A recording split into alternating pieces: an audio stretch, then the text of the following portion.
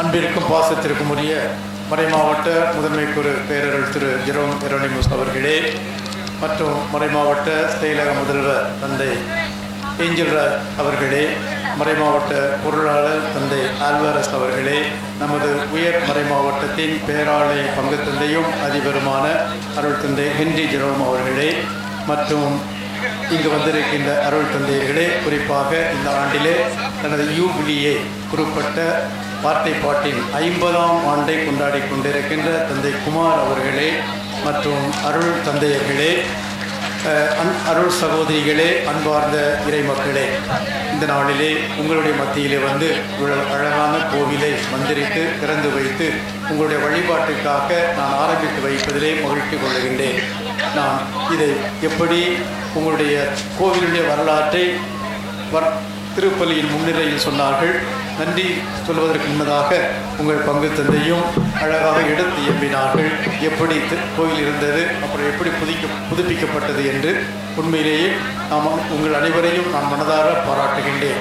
உங்கள் ஒவ்வொருவருடைய ஒத்துழைப்பும், தேசிஸ்தாவினுடைய ஒத்துழைப்பு, பங்கேற்பு, இறை மக்களாகிய உங்களுடைய பங்கேற்பு மற்றும் தந்தை நுண்ணோ போர்ச்சுகல் நாட்டை சார்ந்த நூனோ அவருடைய பங்கேற்பு என்று எல்லோருடைய பங்கேற்பின் வெளிப்பாடாக இணைந்து அமைந்திருக்கின்ற இந்த ஆலயத்தை அழகாக பார்க்கின்ற வேளையில் உங்கள் ஒவ்வொருவருக்கும் எனது மனமார்ந்த நன்றியை தெரிவித்துக் கொள்கிறேன். அதே வேளையிலே உங்களை எல்லாம் ஒருங்கிணைத்து ஊக்கப்படுத்தி பார்க்க வேண்டியவர்களை பார்க்க சென்று எல்லா மக்களை எல்லாம் தூண்டி செயல்பட வைத்து இந்த ஆலயம் உருவாவதற்கு அடித்தளமாக இருந்தது யாரு? பங்கு தந்தை. ஃபாதர் பேர் எனக்கு மறந்து வச்சு. Martin father. மார்டின் ஃபாதருக்கு நம்ம நன்றி சொல்லலாமா? ஒரு நன்றி சொல்லலாமா?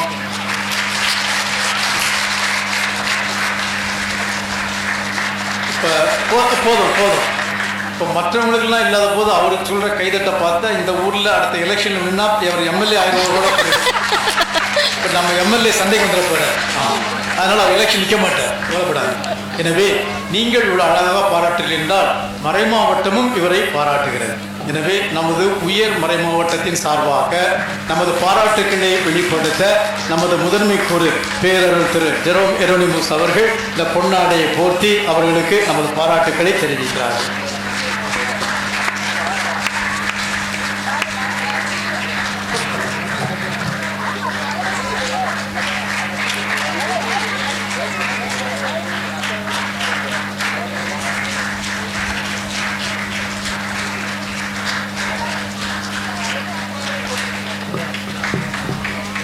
அடுத்து நான் தந்தை நூனோ அவர்களுக்கு நன்றி சொல்ல விரும்புகின்றேன்.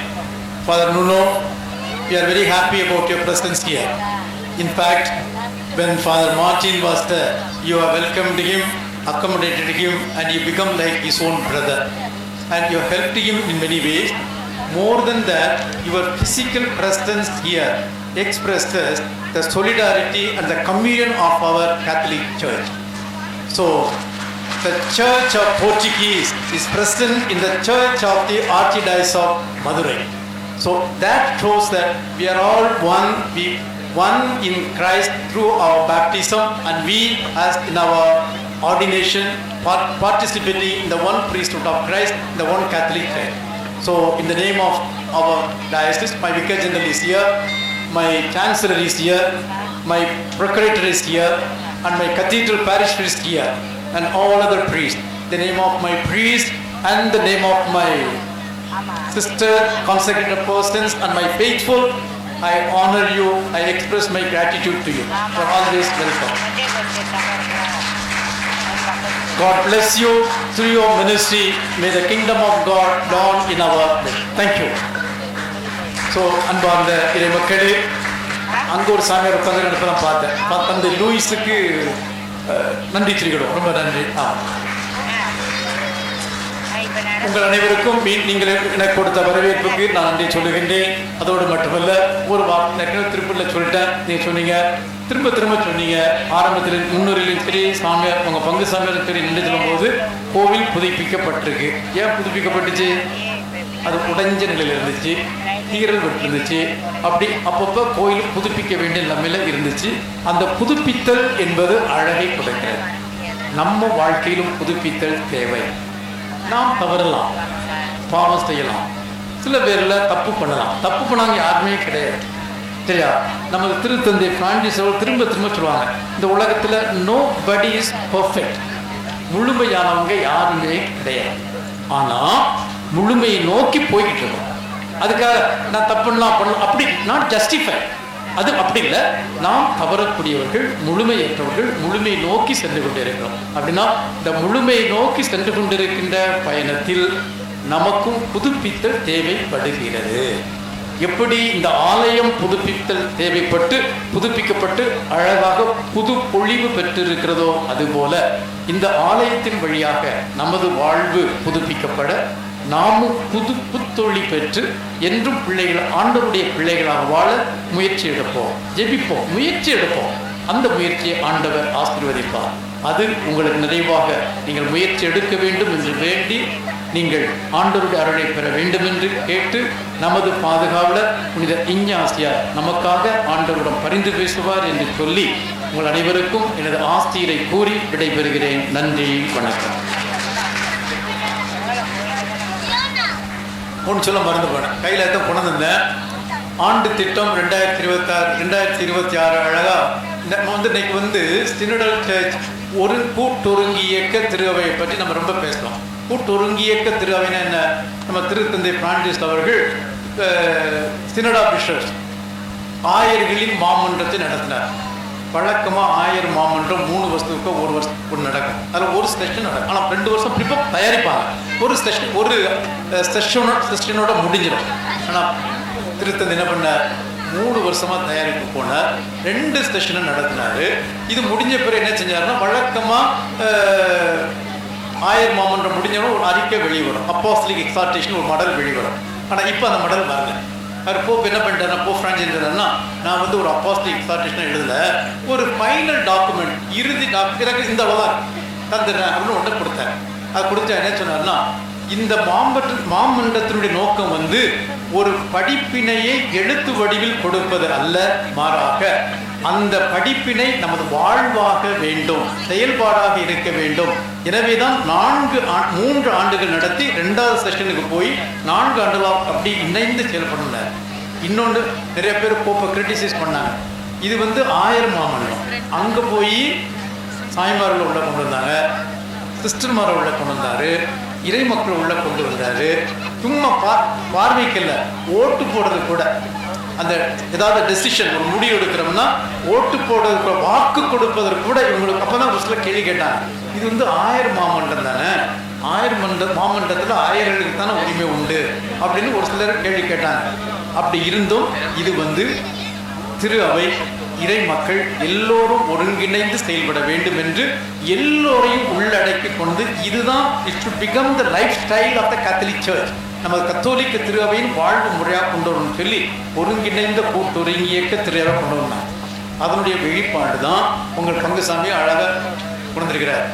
அவர் செட்டு எல்லாம் உங்களுக்கு பகிர்ந்து கொடுத்து பல நிலைகளில் ஒவ்வொருவருக்கும் ஒருமுறை கொடுத்து இணைந்து பங்கு பெறவாக இருக்கலாம், அடுத்து நிதிக்குழுவாக இருக்கலாம், அல்லது இந்த அன்பிய கூட்டத்தின் பொறுப்பாளராக இருக்கலாம், அல்லது மறைக்கல்வி பொறுப்பாளராக இருக்கலாம், அடுத்து எல்லாம் ஒவ்வொன்றுக்கும் நற்செய்தி அறிவிப்பு, குழந்தைகள் விளிம்பு நிலை, குடும்ப உறவு, ஒவ்வொன்றுக்கும் ஒன்றை கொடுத்து எல்லாம் செய்ய வைக்கலாம்.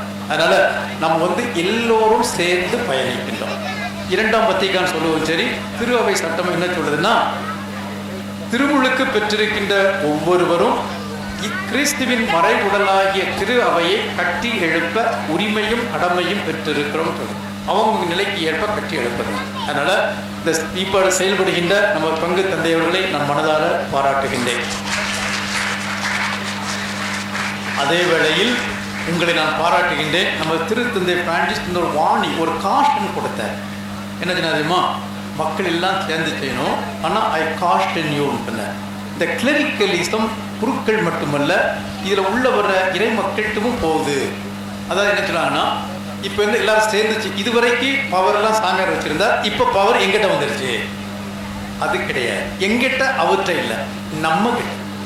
பங்குல அந்த உணர்வு இருக்கணும். ஒன்று. ரெண்டாவது, நம்ம பங்கு பேரவையாக இருக்கலாம், நிதிக்குழுவாக இருக்கலாம். உங்கள் பைலாஸ் வந்து பங்கு பேரவைக்கு நிதிக்குழுக்கும் அந்த பைலாஸ் அந்த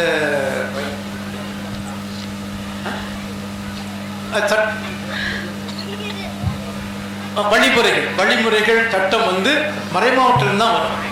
அந்த மறைமாவட்டத்துக்கு நான் போட்டேன், வரும், உங்களுக்கு சீக்கிரம் வரும். அதில் என்ன போட்டிருக்கேன்னா, தொடர்ந்து ஒருவர் 2 முறை இருக்கலாம், 2 டேர்ம் இருக்கலாம். அதாவது 3 வருஷம் மேக்சிமம் 3 வருஷம் முடிஞ்சிடும். அடுத்த வருஷம் 2வது 6 வருஷம் கழிச்சு ஆட்டோமேட்டிக்காக அவங்க திரும்ப 3வது முறையாக வர முடியாது, வந்தால் வரும். அப்படின்னா எல்லோரும் பங்கு பெற வேண்டும். நம்ம உள்ள வந்துட்டோடனே நான் தான் இருப்பேன், இது நான் தான், என்னுடைய செயல் தான் கேட்கப்படணும் அப்படி நம்ம போகும்போது அது கிளரிக்கலிஸ்ட் போயிடும். அதைத்தான் திருத்தந்தை பிரான்சிஸ் அவர்கள் சொல்கிறார்.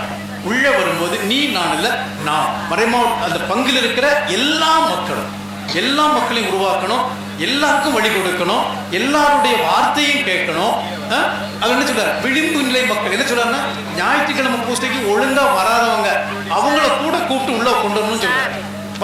இந்த கிறிஸ்துமஸ் ஈஸ்டருக்கு மட்டும் பூசைக்கு வந்துட்டு போவாங்க, அவங்கள கூட கூப்பிட்டு உள்ள வைக்கணும். ஏன் பூசைக்கு வருவாங்க அப்படின்னு போனோம். இன்னும் ஒரு சிலர் நம்மகிட்ட இருந்துட்டு வேற சபைக்கு போயிட்டு இருப்பாங்க, இந்த இருந்திருப்பாங்க, அவங்கள கூட கொண்டு வந்து உனக்கு என்ன வந்து இங்க இல்லாத இங்க என்ன கிடைக்கி, இங்க என்ன குறை, அப்படி பேச அழைக்கணும். அப்படி வரும்போதும் அப்படி எல்லாரையும் கொண்டு வரும்போது நான் என்று இல்லாமல் நாம் என்று இணைந்து எல்லோருக்கும் வழி கொடுத்து எல்லோருடைய வார்த்தையும் கேட்டு இணைந்து ஒரு தல திரு அவையை உருவாக்க வேண்டும். அதனால இந்த ஏற்றை ஏற்படுத்திய தந்தை அவர்களுக்கு பாராட்டி, இதில் பணிபுரிகின்ற உங்கள் இந்த ஊர் மட்டுமல்ல, நம்ம பங்கு, நம்ம சமயநல்லூர் பங்கு மக்கள் எல்லாம் வந்திருக்கீங்க. சமயநல்லூர் மக்கள் அனைவரையும் நான் பாராட்டி, இந்த முன்னெடுப்பை ஒரு முன் உதாரணமாக மறைமாவட்டம், நமது உயர் மறைமாவட்டம் முழுவதற்கும் எடுத்து செல்ல நீங்கள் முன் உதாரணமாக இருக்க வேண்டும் என்று கேட்டு நன்றி கூறி விடைபெறுகிறேன். நன்றி, வணக்கம்.